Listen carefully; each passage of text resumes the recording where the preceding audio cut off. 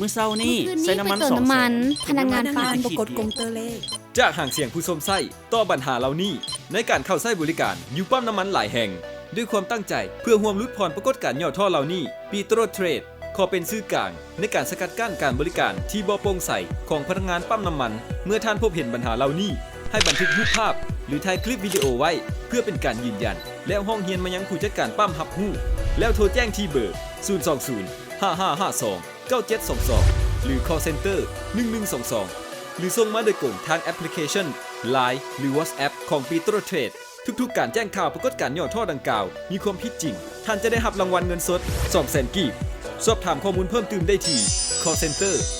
1122 www.petrotradelaos.com www.facebook.com/petrotradelao มาร่วมกันกำจัดและร่วมสกัดกั้นการบริการที่บ่โปร่งใสของพนักงานผู้บ่ซื่อสัตย์ plus พลังงานเพื่อชาติพลังงานเพื่อการพัฒนา